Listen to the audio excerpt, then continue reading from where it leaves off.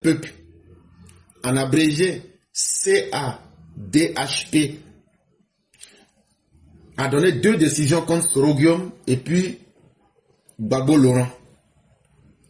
Maintenant, la Cour africaine des droits de l'homme, là, leur siège se trouve à Arusha.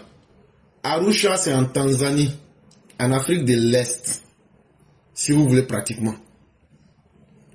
Donc, que ce soit la plainte que Gbagbo a déposée, ou bien que Soroguium a déposée contre l'État de Côte d'Ivoire, contre la CEI, parce que eux, ils aiment leur vie de bandits, de rebelles, leur vie d'antisocial.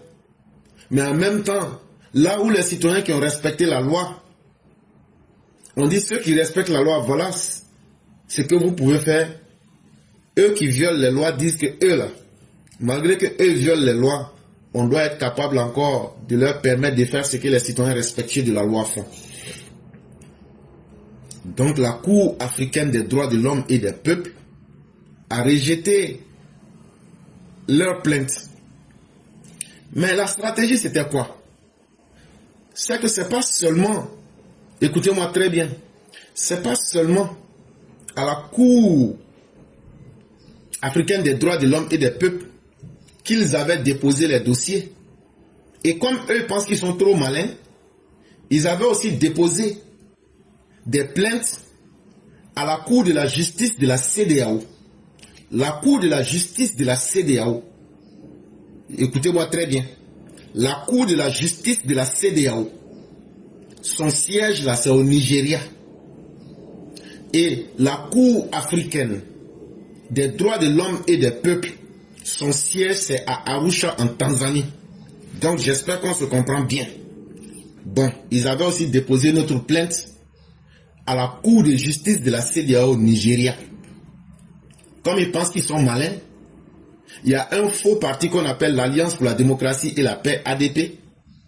Ils ont dit au porte-parole de ce parti-là d'aller déposer une plainte contre l'État de Côte d'Ivoire pour dire que le parrainage que Koulibaly Kibé a expliqué aujourd'hui et les conditions qui ont été données là, ils ont dit au porte-parole de l'ADP, il s'appelle Jacob Mamadou Koulibaly, il faut aller déposer une plainte.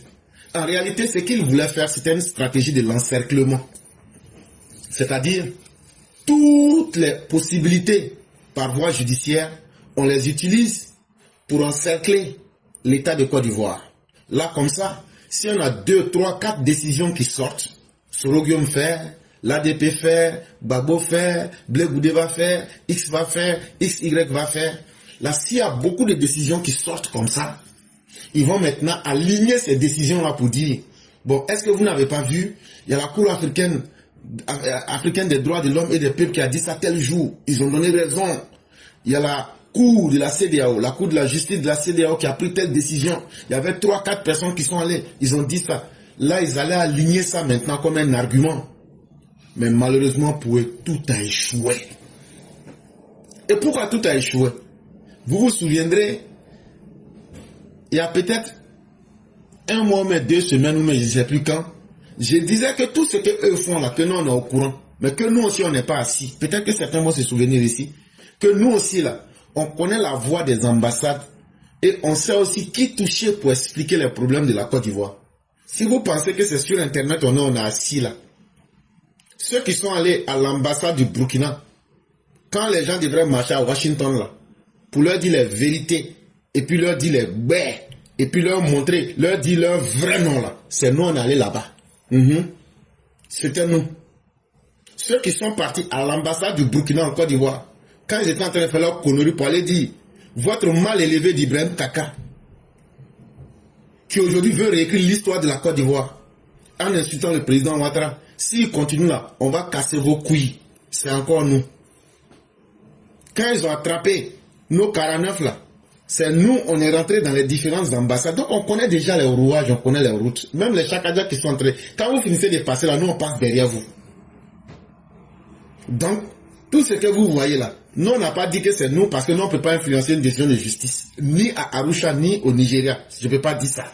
Mais sachez aussi que, en fonction de ce que vous faites là, nous on passe derrière vous. Donc là, c'est ça qui est là. Que ce soit dans les ambassades et que ce soit partout où cela se doit, on passe pour donner une explication et les gens prennent le temps de vérifier. Donc, tant que vous ne serez pas fatigué, c'est pas nous aussi on va baisser les bras. Donc, hier 26 juin 2025, j'ai expliqué ça ici. Gbagbo Laurent a fait une requête. Ça veut dire il a fait une demande pour que la Cour africaine des droits de l'homme et des peuples, Laurent Gbagbo a fait une demande contre l'État de Côte d'Ivoire. La demande qu'il a effectuée là, c'est la demande numéro 025/2020. Et il a fait beaucoup de plaintes qu'il a déposées contre l'État de Côte d'Ivoire. Que les gens disent que c'est lui qui a braqué la banque. Alors que lui-même il reconnaît les faits, les vidéos sont là. Et que les gens l'empêchent. Lui il a braqué la banque, lui il reconnaît. Mais ça veut dire devant la justice, il veut manipuler la justice. Et en sortir comme si les gens ne peuvent pas se renseigner sur la Côte d'Ivoire. Et qu'il a été condamné à 20 ans pour braquage de la BCAO, que c'est une décision illégitime, que les gens ont violé lui ses droits fondamentaux, et que les citoyens ne sont pas égaux devant la loi, et que lui, il fallait qu'on reprenne le procès pour que lui, Laurent Gbagbo, puisse participer aux affaires publiques. Ça veut dire, lui va être capable d'être président en Côte d'Ivoire. Et il va être capable de se faire élire. La Cour africaine des droits de l'homme et des peuples a simplement répondu, Laurent Gbagbo, nous on ne va pas aller loin avec toi. On va te dire la vérité. Tout ce que tu as dit là. Quand on regarde le verdict du procès qui a été tenu là, il n'y a eu aucun traitement inégalitaire. Ça veut dire, il n'y a pas eu dans le jugement les actes que tu as posés là, de la manière tu dis tu es garçon et puis tu reconnais avoir braqué la banque là. C'est comme ça aussi que la justice de ton pays a eu le courage de te juger régulièrement. Donc là, arrête de mentir. C'est la Cour africaine des droits de l'homme et des peuples qui lui dit ça. Arrête de mentir aux gens que les gens ne t'ont pas traité en respectant tes droits. Arrête de dire que le procès n'a pas été équitable. Le procès a été très équitable lorsqu'on a regardé dans le fond et dans la démarche. Mais en plus, on te dit, la décision de ta radiation là, c'est effectivement fondé sur ta condamnation par défaut. Et que cela relève du cadre légal ivoirien. Et que cela, la procédure a été respectée, la décision de justice a été respectée. Et la conséquence là, il faut être un vrai garçon pour assumer. Parce que il n'y a eu aucune erreur dans la forme comme dans le fond. Et aujourd'hui là, de la même manière que tu es fier, tu te promènes pour dire que c'est toi qui as donné l'ordre de réquisitionner quelque chose qui ne t'appartient pas. Et puis tu as envoyé des bandits armés pour aller braquer la BCAO là. Que voilà, ce que tu sèmes, tu récoltes. Mais l'État ivoirien, que ce soit dans le fond, dans la forme et dans la procédure, tout était en harmonie avec les règles que l'État de Côte d'Ivoire et les Ivoiriens se sont donnés. Donc là, on ne peut pas balayer ce que les Ivoiriens se sont donnés. Et l'État qui est garant de faire respecter cela, on ne peut pas balayer leur vérité, leur cadre légal pour toi te faire plaisir. Et donc, en résumé, tu veux faire croire aux gens que tes droits ont été violés. C'est faux. Tes droits n'ont pas été violés. Et la Cour n'a constaté aucune preuve d'atteinte aux droits invoqués par le requérant Laurent Gbagbo, indique le communiqué officiel de la juridiction panafricaine. Donc, sur ce terrain-là, tu as échoué. Le deuxième individu qui allait déposer une autre plainte, comme je vous l'ai dit, c'était une stratégie de l'encerclement. Et après, ils allaient prendre ça comme des preuves pour embrouiller le monde. Il s'appelle Soro Guillaume. La plainte qu'il a déposée contre l'État de Côte d'Ivoire, là, c'est la plainte numéro 012/2020. Mais Soro Guillaume n'était pas seul. Il était avec plusieurs de ses proches. c'est plusieurs plaintes qu'ils ont déposées. Là, comme ça, si les choses étaient en leur faveur, on va dire il y a au moins peut-être 30 ou même 40 plaintes, 40 requêtes qui sont sorties et qui sont en faveur des Ivoiriens. Mais c'est quel pays ça? Donc, quand on dit la requête de Soro Guillaume, c'est la bande à Soro Guillaume et à plusieurs de ses proches. Vous vous souvenez qu'en décembre 2019, Soro Guillaume a voulu faire un coup d'État. Et ils étaient tellement confiants que quand ils ont pris leur avion pour quitter Paris en 2019, vous savez comment le reste s'est terminé. Et le procureur est sorti et nous a montré non seulement une bande audio où Soro Guillaume disait que lui, tout ce qui manquait, c'était d'appuyer sur la télécommande. Et avec les armements qui étaient cachés à Assini et bien d'autres preuves que tout le monde entier a vu, eux ils estiment que comme ils n'ont pas pu éventrer les Ivoiriens, donc on doit considérer que comme leur coup n'a pas marché, donc on doit laisser tomber. Si on fait quelque chose, c'est comme si on est en train d'agir contre leurs droits. Et aussi, ils sont allés déposer plusieurs plaintes contre l'État de Côte d'Ivoire. Que eux, leur procès là, que ça n'a pas été équitable, que les gens violent leur liberté, qu'eux ne se sentent pas en sécurité, qu'on n'a pas accordé le bénéfice du doute. On appelle ça la présomption d'innocence. Que l'État de Côte d'Ivoire n'a même pas accordé le bénéfice du doute. Et qu'aujourd'hui même là, eux ne peuvent plus circuler en Côte d'Ivoire. Donc, ils ont pris plusieurs personnes pour donner des preuves farfelues. Mais dans leur texte, ils allaient pouvoir tromper la Cour africaine des droits de l'homme. Mais la Cour africaine des droits de l'homme, après avoir fait ses propres recherches et après avoir confronté les arguments des plaignants et la réalité, pour le cas de Soro Guillaume là, avec ses camarades là, la Cour africaine des droits de l'homme dit que vous êtes venus avec vos arguments devant nous ici. Mais est-ce que vous aviez épuisé les voies de recours internes, comme l'exigent les lois fondamentales en Côte d'Ivoire? Ils disent non. On dit, donc votre dossier, pour vous-même là, on ne reçoit même pas même. Pour vous-même là, votre dossier là, on ne reçoit même pas. Donc là, on ne va même pas parler même dans pour vous là.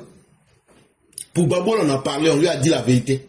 Mais pour vous-même là, allez vers les juridictions ivoiriennes. Allez d'abord épuiser tous les recours. Quand vous allez finir ça là, c'est là que vous pouvez venir ici. Sinon là, pour vous-même là, la bande de Soro Guillaume là, non seulement on ne reçoit même pas votre dossier, mais on ne se prononce même pas là-dessus. Donc, votre cas est fini. Mais chose bizarre, c'est que l'État de la Côte d'Ivoire n'a même pas eu à se déplacer pour aller à ces procès-là. Beaucoup de personnes ne savent pas cela. Et la Cour africaine des droits de l'homme et des peuples a confirmé que Gbagbo, Soro ne peuvent pas être éligibles, sauf retournement de la situation sur le plan national. Le camp Gbagbo, comme celui de Soro, dénonce plusieurs mois de verrouillage du jeu démocratique.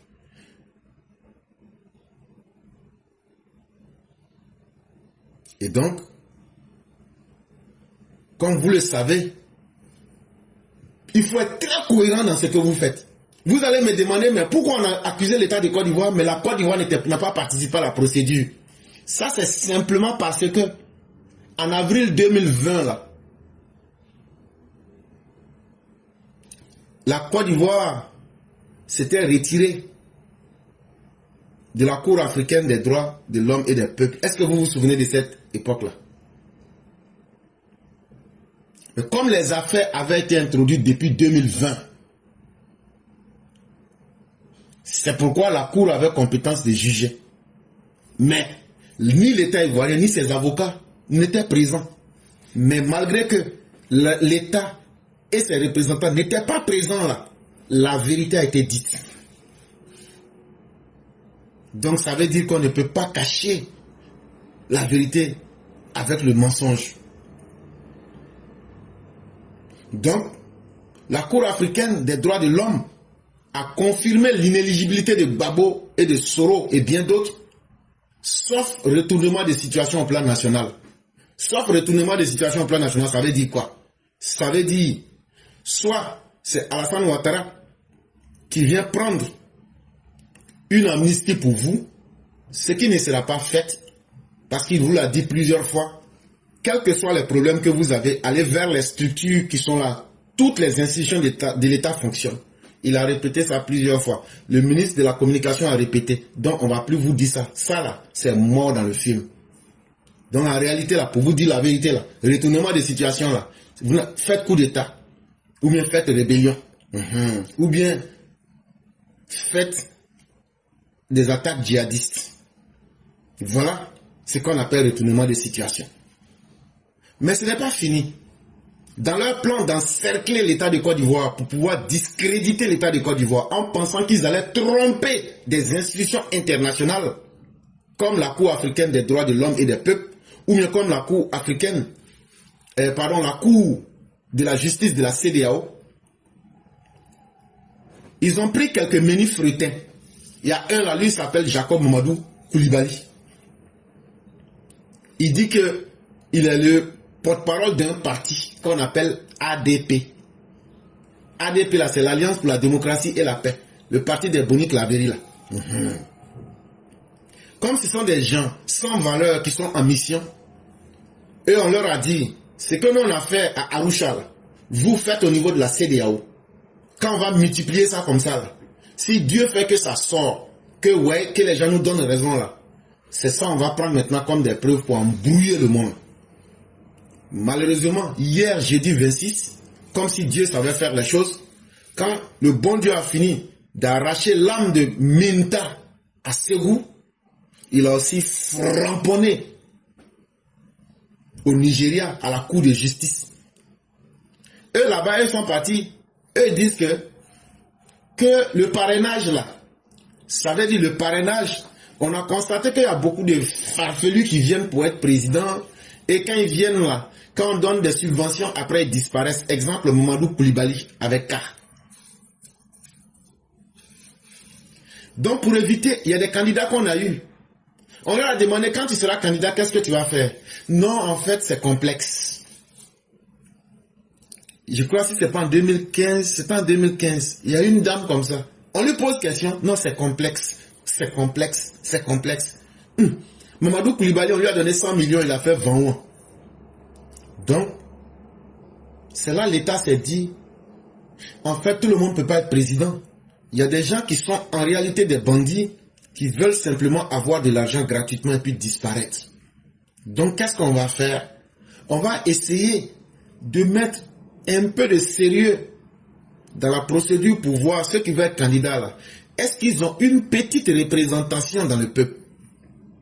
Est-ce qu'ils peuvent aller dans 25 régions, avoir 1% des votes dans ces régions-là, 1%, et mettre ça ensemble, atteindre un certain nombre de voix, et puis maintenant déposer ça à la CEI.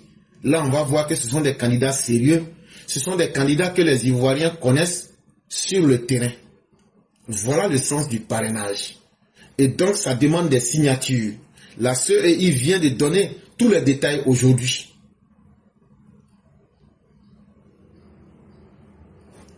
Eux, les gens de l'ADP là, dans le complot des opposants ivoiriens, et on leur a dit, vous les gens de l'ADP, votre plan là, ça sera de déposer une requête, une plainte contre l'État de Côte d'Ivoire pour le parrainage. Là, quand c'est comme ça, on va aussi saboter le système de parrainage. Et quand c'est comme ça là, on va discréditer toutes les institutions de toutes les parts. Et comme ça, on va augmenter la pression internationale. Bon, c'est toute cette stratégie qui est tombée à l'eau. Hier, 26 juin 2025, la Cour de la justice de la CEDEAO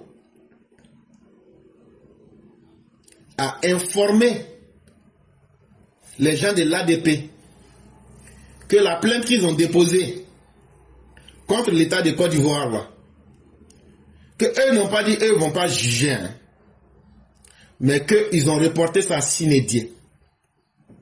Ça veut dire, sine die là, ça veut dire, c'est le jour que Dieu même va décider là, qu'on va juger affaire là. Je mets dans la plaisanterie, mais c'est pour que les gens comprennent très bien de quoi il est question. Sine die veut dire, on ne peut plus vous donner des dates. Votre affaire là, on a entendu, hein, on a reçu votre dossier, hein, mais votre jugement là, pour qu'on puisse parler dedans là, c'est Dieu seul qui sait le jour où on va mettre notre bouche dedans. Donc, ils ont fait un courriel, la cour de la CEDEAO, et ils ont adressé ça. Ils disent que eux, ils sont en vacances.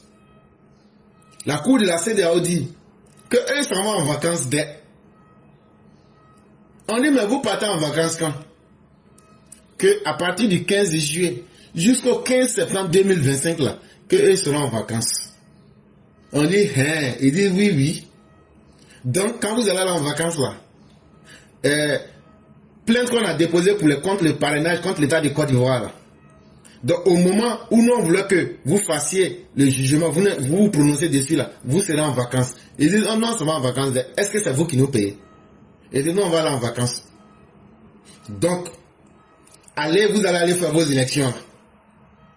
Les dépôts de candidatures, là, au moment où on sera en vacances, là, les candidatures seront déjà validées. Donc là, en ce moment, on ne pourra même plus parler encore de parrainage, ça n'aura plus de sens. Parce que les vacances finissent le 15 septembre et déjà, on est déjà en octobre. Il restera 2 semaines pour entrer en octobre. Donc tout le travail sera déjà fait. Donc là, nous on ne peut pas parler dans votre histoire là avant le 15 septembre. Or, quand on va revenir le 15 septembre aussi là, on ne parlera plus de processus de parrainage. Ça sera une étape dépassée. On sera même peut-être dans la finalisation des dépôts de candidatures et de la validation même des candidatures. Donc, presque tout le processus électoral sera finalisé, à part peut-être le vote. Donc, même si on reprenait le procès là, ça n'aura aucune influence sur le processus électoral de 2025. Parce que ce processus-là sera déjà pratiquement à sa fin. Et là encore, ça a été un coup très dur pour nos opposants. Et donc, ils ne savent plus à quel sein se vouer. Donc, sur cette affaire, des opposants qui avaient voulu piéger l'État de Côte d'Ivoire et les institutions de la Côte d'Ivoire pour les discréditer à travers la justice de la CEDEAO ou bien la Cour africaine des droits de l'homme et des peuples, ils viennent encore d'être désavoués de la pire des manières. Et je crois que sur cette histoire, nous vous avons dit ce que nous savons. Mais pour vous dire encore, pour finir avec ce dossier, le journal en ligne Kwasi.com a posé la question à 3626 personnes. Ils ont réalisé cela le 22 juin 2025. Ils ont réalisé un sondage. Ils ont parlé avec 3626 personnes. Ils ont posé la question suivante. Le fait que le président Ouattara a mis du suspense pour dire s'il sera candidat ou il ne sera pas candidat là. Est-ce que vous aimez la stratégie que le président Ouattara a adoptée? Les 3626 personnes, il y a 1182 personnes qui disent qu'elles n'aiment pas du tout cette stratégie-là. Et cela représente 33% des personnes sondées. Il y a 4% qui sont restés sans avis. Ces 4% sont 146 personnes. Mais la majorité des 3600 personnes, des 3626 personnes, soit 63%, ce qui fait exactement 2298 personnes, elles disent que le fait que le président Ouattara a mis suspense pour dire il sera candidat ou il ne sera pas candidat là, que eux ils aiment cette stratégie du président. Ne me demandez pas le pourquoi et le comment. Ce que je vais vous démontrer ici, ça veut dire qu'aujourd'hui, Ouattara, le président, est l'homme politique le plus en vue sur la scène politique. Et sa stratégie, pour ceux qui comprennent, la majorité des Ivoiriens, ou des sondés tout au moins, qui comprennent la réalité, ce n'est pas le sondage lui-même qu'il faut voir. Ça veut dire en réalité que les autres politiciens n'intéressent plus les Ivoiriens. Et qu'aujourd'hui, là, les Ivoiriens, dans leur majorité, ont confiance en l'homme Ouattara et en ses méthodes et en ses stratégies. C'est le stratège le plus aguerri, mais le plus efficace sur le terrain. Et c'est ce qui oblige les uns les autres à croire en lui. Parce qu'il est la meilleure alternative. Sa stratégie marche dans tous les sens. Si vous pensez qu'on était assis pour croiser les doigts pour vous regarder et qu'on ne sait pas où vous rentrez là, voilà maintenant les conséquences devant vous. Et ça continue. Nous réclamons depuis très longtemps la plus grande fermeté du gouvernement et du pouvoir en place vis-à-vis de ses opposants. En réalité, en Côte d'Ivoire, nous n'avons pas d'opposants. Nous avons en face des vampires, des charognards, des gens qui ne savent même plus quoi faire à part chercher à détruire l'avenir de la mère patrie. Derrière cette décision qui vient de tomber de la Cour africaine, je peux comprendre que le fait que les opposants soient désavoués, je comprends que ça soulage les militants RHDP. Mais ce que je peux dire, ne soyons pas euphoriques. Ne nous laissons pas endormir, ne nous laissons pas distraire. L'opposition qui est en face à un seul projet, faire un coup d'État en Côte d'Ivoire. Donc face au projet machiavélique de cette opposition moribonde, il est plus que jamais impératif de s'organiser comme un seul homme pour combattre cette opposition minable jusqu'à son plus grand retranchement. C'est ce combat-là que tous les militants et toutes les forces vives doivent porter en ce moment. C'est vrai, ils ont été désavoués à la Cour africaine, laquelle Cour africaine n'est même plus reconnue par l'État ivoirien, puisque vous l'avez dit, depuis avril 2020, la Côte d'Ivoire a quitté cette Cour africaine. Et je viens vous informer qu'il ne reste plus que 4 petits États qui constituent cette Cour africaine. Donc, pour vous dire, cette Cour n'a même plus d'importance, en réalité. Donc, au-delà de cette ordonnance ou bien cette décision qui a été rendue, restons concentrés pour en finir avec cette opposition et conserver le pouvoir d'État sur le très long terme. Chers parents, vous savez, depuis qu'on parle sur la plateforme d'éclaireur là, ce qu'on dit là, ça n'a pas changé. On vous a dit que l'opposition ivoirienne là, il y a 2 choses. L'opposition ivoirienne là, chers parents, leur objectif là, c'est pas pour venir pour aider les Ivoiriens. Chers parents, il n'y a pas longtemps, le PPSI est allé faire un meeting à Dabou. Quand vous dites que ceux-là, ils ont la haine dans leur cœur, ils vont venir là, c'est pour venir gâter le pays là. C'est-à-dire que ce qui est dans ton cœur là, ça sort de façon naturelle, sans que tu ne t'en rendes compte.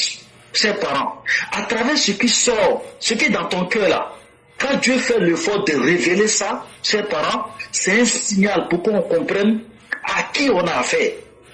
Ce qui est dans leur cœur là, Dieu va faire sortir ça pour qu'on comprenne que ceux-là, ils ne sont pas là pour nous aider. Chers parents, le meeting des PPAC qui a eu lieu à Dabou il n'y a pas longtemps là, ce qui est sorti dans leur bouche là-bas, chers parents, est-ce que vous avez entendu? Ils disent, quand ils vont venir au pouvoir là, tous ceux qui sont du RHDP, qui sont à Dabou là, ils vont perdre leur travail, chers parents. Ça là, ça glace le sang. Et puis dans la foule, il y a des gens qui ont dit, ils vont faire la même chose à Kanyawa, ils vont faire la même chose dans plusieurs villes. Donc eux là, s'ils viennent au pouvoir, leur programme de gouvernement là, leur programme qu'ils vont appliquer là, c'est de venir et commencer à se venger. Tous ceux qui sont du RHDP vont payer le prix. Pourquoi les gens ont supporté le président Ado? Ils vont payer pour ça. Et pour moi, je dirais qu'ils vont aller plus loin. C'est pas seulement gâter le travail des gens, mais ils vont s'en prendre au RHDP physiquement. Physiquement, ils vont s'en prendre à eux. Donc, ces parents, si Dieu a révélé ce qui est dans leur cœur à travers le meeting des tabous là, ce qu'on dit depuis longtemps sur cette plateforme-là, est-ce que c'est vrai ou c'est faux, chers parents? C'est la vérité. Mais est-ce que ça vaut la peine de suivre ces gens-là, qui sont méchants, qui sont mauvais, qui ont la haine dans le cœur. Et ça, je le dis. Tout le temps, je le dis depuis longtemps qu'Éclaireur m'a accepté sur sa plateforme. Je le dis. Il dit, votre haine là, l'opposition ivoirienne là, votre haine qui est dans votre cœur là, votre méchanceté qui est dans votre cœur là, si vous ne vous débarrassez pas de ça là, ce qui vous arrive là, ça ne va pas cesser. Votre joker que vous aviez pour aller à la Cour africaine des droits de l'homme là, qu'est-ce que les gens ils ont dit là-bas? Ils ont dit qu'on ne peut rien faire pour vous. Donc vous allez partir où? Vous partez à gauche, on vous bloque. Vous partez à droite, on vous bloque. Vous voulez aller derrière, vous êtes bloqué. Vous voulez partir, vous êtes bloqué. Pourquoi? Parce que dans votre cœur là, vous êtes méchant, vous êtes mauvais, vous avez fait trop de mal à la Côte d'Ivoire. Vous avez fatigué ce monsieur là, le président Alassane Ouattara, qui avait pour objectif d'aider les Ivoiriens. Vous l'avez traité de tout. Vous avez maltraité sa maman, vous avez maltraité ses militants, vous avez traité le monsieur de Burkinabé, malgré qu'il est un Ivoirien 100%. Dieu ne va pas vous laisser. Et ça là, tant que vous ne demandez pas pardon aux Ivoiriens, tant que vous ne vous libérez pas de cette haine là qui est dans votre cœur, que ce soit PDCI, que ce soit PPACI, que ce soit GPS perdu, tout ce monde là, si vous ne retournez pas pour dire pardon à Dieu là, pour vous excuser devant les Ivoiriens là, ce qui vous arrive là, ça ne va pas finir. Et on est dedans pour très longtemps. Si vous ne nous croyez pas, continuez. Voici des preuves qui sont là. Vous ne pouvez pas reculer, vous ne pouvez pas à la gauche, vous ne pouvez pas à la droite. Vous êtes bloqués là. C'est votre problème. Mais nous, on avance. Donc, frère, je vais vraiment interpeller nos cadres. Parce que nos cadres là, souvent, je ne sais pas, on peut gentiment, il n'est pas dit de pardonner. On peut pardonner dans la vie. C'est humain ça. Il faut pardonner dans la vie. Il faut laisser passer les choses. Mais ce qui s'est passé là, ça doit nous servir de leçon. Actuellement, l'opposition ivoirienne là, beaucoup parmi eux vont comprendre qu'ils sont bloqués. Beaucoup parmi eux vont vouloir aller au RHDP. Chers cas, pardonnez, on vous en prie. C'est vrai qu'il faut pardonner, mais faites très attention. Il y a des hypocrites qui vont vouloir venir, parce qu'il y a des gens dans la politique là, c'est là où ils vont gagner à manger qu'ils vont partir. Parce que l'opposition ivoirienne sont bloqués partout. Donc beaucoup vont vouloir venir au RHDP. Faites très attention. Je vais insister sur le cas d'Aïcha Koné. J'ai vu passer que Aïcha Koné a fait chanson pour le président. En tout cas, j'ai vu ça passer. Mais vraiment, Aïcha Koné, pardon. Ta chanson là, il faut garder ça pour toi. On n'a pas besoin de ça. Parce que Aïcha Koné égale à malheur. Aïcha Koné a supporté Gbagbo. Gbagbo est tombé comme un fruit pourri. Aïcha Koné a soutenu le président de la Guinée. Le président de la Guinée est tombé. Aïcha Koné a soutenu Assimi Goïta à travers une chanson. Mais on sait tous qu'est-ce qui est arrivé à Assimi Goïta. Jusqu'à ce que l'avion présidentiel du Mali a pris feu. À tel point que le monsieur est obligé de louer avion pour se déplacer. Aïcha Koné, pardon. Je t'en prie, laisse notre papa tranquille. Ta place là, il faut garder ça pour toi seul. On n'a pas besoin de tes chansons. On n'a pas besoin que tu fasses ton délire là sur le président. On n'a pas besoin de ça. Il faut partir avec tes malheurs là-bas. Laisse notre président tranquille. Va chanter pour Gbagbo. Gbagbo a besoin de chansons. Va chanter pour Gbagbo, va chanter pour Thiam, va chanter pour Soro Guillaume. C'est bien. Mais le président Adoula, on n'a pas besoin de chansons de papa pour lui. Laisse-le tranquille. Ok, c'était tout mon grand frère. Merci beaucoup. Merci beaucoup, cher frère. Tes paroles sont claires et c'est un avertissement à chacun. Et nous, on n'a pas eu besoin des chanteurs pour prendre le pouvoir. Et nous, c'est pas dans la distraction qu'on a pris le pouvoir. Et le président Ouattara, si lui-même il a pu maîtriser ses militants le 22 juin, c'est pas une chanson qui va l'impressionner. En réalité, Aïcha Koné a pris conscience d'un fait, c'est qu'elle-même, elle voit qu'elle aura une mauvaise fin. Et elle l'a constaté quand elle a fait la célébration de sa carrière, où c'est quelques éléments du PPACI qui sont là supportés. Aïcha Koné a compris. Elle dit qu'elle est musulmane. Elle-même, ce qu'elle a fait contre les musulmans, tout le monde connaît dans le pays là. Elle dit qu'elle est du Nord. Elle n'a pas vu ses propres parents. Et aujourd'hui, elle s'est dit quoi? Je ne sais pas si c'est une prise de conscience, mais ça ressemble plus à un jeu. Elle veut reconquérir un certain auditoire pour essayer de revenir exister. C'est tout. C'est le désespoir qui l'amène à faire ça. Mais on a constaté, comme vous l'aviez dit, tout ce qu'elle supporte, ils finissent mal. Donc ce n'est pas à nous de dire à nos dirigeants de savoir où mettre les pieds. Chers frères, depuis 2022, moi j'ai écrit des textes ici. Et tout ce qui se passe là, j'ai dit, voilà comment les choses vont se passer et voilà comment ils vont revenir, mais voilà leurs intentions. Tout le monde le sait déjà, on n'a même plus averti quelqu'un. Si nous, on peut rester de nos positions pour savoir cela, c'est pas parce qu'on est des divins, c'est parce qu'on maîtrise la mentalité des gens avec qui on est. C'est pourquoi aucune de leurs actions ne peut nous surprendre. Mais vous, nos parents ivoiriens, j'aimerais vous dire quelque chose. Nous, on a été traités de radicaux, on a été traités d'intégristes. Nous, on a dit que c'était une bénédiction pour nous. Mais on vous a dit une chose. Les gens que vous voyez là, effectivement, j'ai vu la vidéo. Ils disent que tous ceux, mais en réalité, le frère n'est pas allé loin. En fait, là, ce n'est pas le travail qu'ils vont arracher, ce sont les vies qu'ils vont arracher. Une fois que tu n'es plus vivant, est-ce que tu peux parler de travail? Non, non. Donc là, le vrai message, moi je connais tellement mes parents gore là, que c'est une manière de vous dire, si on vient au pouvoir là, on va vous tuer pour prendre tout ce que vous avez. Pour te dire la vérité, c'est ça le vrai fond du message. C'est pas seulement dire à quelqu'un, hey, il faut quitter ton boulot. Ça devient encombrant. Mais quand tu connais l'intention de quelqu'un, tu sais comment anticiper. Et nous autres, par honnêteté, au moins les choses étaient intéressantes, les gens cherchaient à bouffer, les gens cherchaient à faire leur publicité, les gens cherchaient à avoir quelques gâteaux avec le pouvoir en place actuel. Nous, on est resté sur notre position. Nous, on dit, les ennemis là n'ont pas changé. Les gens ont fait des réconciliations. À Paris, tout le temps, on leur a dit, non, on ne rentre pas dedans. Il y a des gens du RHDP qui ont découpé une partie de mes propos pour dire que nous étions contre la réconciliation. Le monde entier s'en souviendra. Mais quand ils sont allés à cette réconciliation, est-ce que le sang de ceux qui sont allés sur le ils n'ont pas versé leur propre sang là-bas?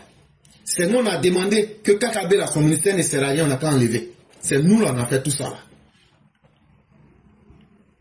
Mais aujourd'hui, là, est-ce que ce qu'on disait là, vous ne voyez pas avec vos yeux? Est-ce que vous aurez le courage de reconnaître le mal que vous nous avez fait? Est-ce que vous aurez le courage d'accepter que nous avions été cohérents et lucides pour vous avertir? C'est justement ça qui fait que nous ne change pas. Dieu ne peut pas créer un être humain sans qu'il ne mette le pardon et l'amour dans ton cœur. Je vais peut-être vous raconter une petite histoire que je ne devrais pas. J'ai rencontré une haute autorité quand j'étais tout récemment en Côte d'Ivoire. Et comme on était en vacances avec la petite famille, ce jour-là, je suis sorti avec madame parce que je ne suis pas gay. Ça, tout le monde le sait quand même. Et tu sais ce que la personne me dit? Que tu es romantique, hein, frère. J'ai dit, il faut laisser ça là. Les gens me voient pour un barbare, pour un sauvage. Les gens peuvent penser ce qu'ils veulent. Mais je suis ce que je suis. Mais la réalité là, quand tu dois affronter des barbares, il faut être un sauvage. Et nous avons la capacité de nous adapter. Et c'est ça le surhomme. On sait s'adapter. Nous là, frère, tu as dit quelque chose, moi je ne suis pas d'accord avec. Que non, que tu as dit que comme il faut savoir pardonner ou même des trucs comme ça. Non, on ne pardonne rien. Hein? Moi je dis, tous ceux qui sont dignes là, un homme qui est digne ne pardonne pas. Un homme qui est digne là, tu imposes le respect. Et après maintenant là, quand l'autre comprend que tu ne vas pas changer là, vous vous acceptez mutuellement. C'est en cela que moi je crois. Moi je ne vais pas faire plaisir à quelqu'un pour changer ma nature pour faire plaisir à quelqu'un. Tu m'aimes pas, c'est ton problème. Tu m'aimes aussi là, Dieu merci. Mais dire que je vais prendre quelqu'un, lui va devenir l'instrument de mesure de ma vie, ça je n'ai pas le temps à ça. Mais tu me fais du mal. C'est parce que tu penses que je ne suis rien. Dans mon je ne suis rien là, je vais te montrer ce que je peux faire. Tu vas sentir. Donc c'est pourquoi moi je vais inviter sur cette plateforme tous ceux à qui du mal a été fait. Tant que les criminels n'ont pas pris conscience. Et aujourd'hui le 10, vous entendez? Parce qu'au moment où les choses se sont calmées, beaucoup se sont oubliés. Et nous autres on est restés éveillés. Et nous n'allons pas nous oublier. Et le président est resté conscient. Et aujourd'hui les gens voient ce que nous disons. Et donc, nous on ne cherche pas à avoir raison. Mais nous on cherche à être cohérents dans ce qu'on fait. Et nous on invite tous ceux qui sont des véritables individus. Ceux qui veulent prendre le contrôle de leur vie. N'acceptez pas que les autres vous donnent une position dans la vie. Assumez-vous. Soyez cohérents. Vivez comme vous l'entendez. Sans être un mal pour les autres. Chers frères, on ne pardonne rien Tant qu'eux ont la cœur et la haine ancrée dans leur cœur, inutilement contre les gens, nous autres, on aura toujours des raisons. Et c'est très bien quand de telles choses se passent. Ça vient encore confirmer que ceux qui voulaient dormir sur leur laurier, vous n'aurez pas le sommeil du guerrier. Ce combat-là, on va le mener, que vous le voulez ou pas. Que vous le voulez ou pas, là, les opposants, là, ils vont nous attaquer par la violence. Et nous allons réagir. Et ce jour-là, nous n'allons pas être des spectateurs ou des participants. On sera des acteurs très actifs. Et on ne va pas faire dans la demi-mesure. C'est ce message-là qu'il faut tenir aux militants. C'est toi qui sais comment tu as fait ton petit commerce. Quelqu'un va venir gâter ça. Et puis dire non, j'ai gâté sa vie. Tu vas reprendre ta vie à zéro. Les élections là, c'est pas le peuple qui est élu, c'est un individu qui est élu. Cet individu-là, lui seul, il ne peut pas réaliser le bonheur de tous les Ivoiriens. C'est toi seul qui as cherché comment tu as payé ton bac, comment tu as payé ta voiture, comment tu as fait ta petite boutique. N'accepte pas que quelqu'un vienne détruire ta vie pour que tu reprennes ta vie à zéro. Il y a combien de vos enfants, Babo, les Bleu Goudé, les Sologium, ont gâté leur vie. Et chaque fois, c'est vous qui allez reprendre vos vies à zéro. Et quand ils viennent voler les milliards de la Côte d'Ivoire pour enrichir leurs enfants. C'est ce combat-là qu'on est en train de faire pour mettre fin à ce cycle-là. C'est ce combat-là qu'on est en train de faire. Sinon, nous autres, là, on ne se bat plus pour nous-mêmes. Sinon, on aurait pu dire, nous, on a déjà atteint nos objectifs, on s'en fout du reste. Mais c'est vous, nos parents, qui êtes en Côte d'Ivoire. Et ceux qui ne sont pas en bonne posture, c'est vous qu'on vient aider à travers nos messages. Et vous verrez que c'est un message qui ne parle pas d'ethnie, mais de quoi que ce soit. C'est un message qui parle comment pousser l'individu, l'être humain, à aller au-delà et aller vers le sens du bien.